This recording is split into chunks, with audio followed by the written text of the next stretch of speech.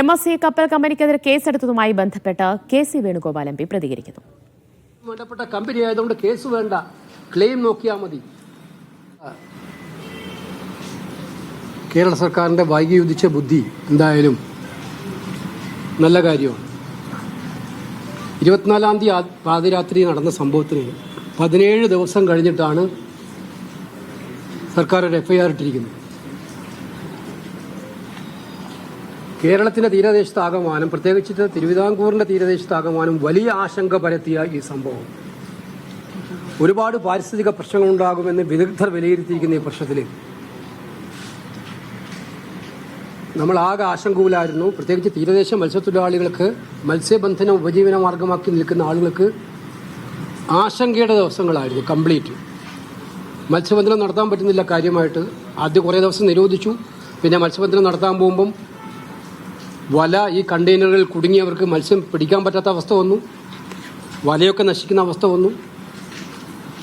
വലിയ നഷ്ടമാണ് തീരപ്രദേശത്തുണ്ടായിരിക്കുന്നത്, മത്സ്യത്തൊഴിലാളികൾക്കുണ്ടായിരിക്കുന്നത്. അപ്പോൾ ഇത് ആദ്യം മുതലേ തന്നെ നമ്മൾ ആവശ്യപ്പെടുന്നതാണ്, കേസെടുക്കണം. മറ്റു സംസ്ഥാനങ്ങളിലൊക്കെ തന്നെ ഇത്തരം സംഭവങ്ങളുണ്ടായപ്പോൾ ഉടനടി കേസെടുക്കുന്ന കാര്യമാണ്. നഷ്ടപരിഹാരത്തിന് ശക്തി കൂട്ടാൻ, അതിൻ്റെ ക്ലെയിമിന് ശക്തി കൂട്ടാൻ ഇത്തരം കേസുകൾ ഫലപ്രദമാകുമെന്ന് തെളിയിക്കപ്പെട്ടിട്ടുള്ളതാണ്. മാത്രമല്ല 2016 കേന്ദ്ര സർക്കാരിൻ്റെ ഉത്തരവനുസരിച്ച് 200 നോട്ടിക്കൽ മൈലിനകത്തുള്ള ഇത്തരം സംഭവങ്ങൾക്ക് കേസെടുക്കാൻ സംസ്ഥാന സർക്കാരിന് അധികാരമുണ്ട് എന്നുള്ള ഉത്തരവ് കേന്ദ്ര സർക്കാർ പുറപ്പെടുവിച്ചിട്ടുള്ളതാണ്. അപ്പോൾ ഈ സാഹചര്യത്തിൽ ഈ 17 ദിവസത്തെ കാലതാമസം എന്തുകൊണ്ടുണ്ടായി എന്നുള്ളതിന്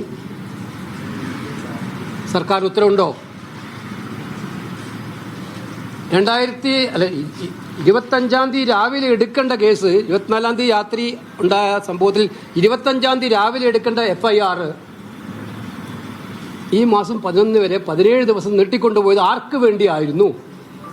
ക്ലിയറാണ്. മുഖ്യമന്ത്രിയും ഷിപ്പിംഗ് സെക്രട്ടറിയും അതുപോലെ തന്നെ കേരള ചീഫ് സെക്രട്ടറി നടത്തിയ യോഗ തീരുമാനത്തിന്റെ മിനിറ്റ്സ് പുറത്തു വന്നിട്ടുണ്ട്. ആ മിനിറ്റ്സ് അനുസരിച്ച് പറഞ്ഞിരിക്കുന്നതാണ്, ഞങ്ങൾക്ക് ഏറ്റവും വേണ്ടപ്പെട്ട കമ്പനി, വിഴിഞ്ഞത്തിന് ഏറ്റവും വേണ്ടപ്പെട്ട കമ്പനി ആയതുകൊണ്ട് കേസ് വേണ്ട, ക്ലെയിം നോക്കിയാൽ മതി.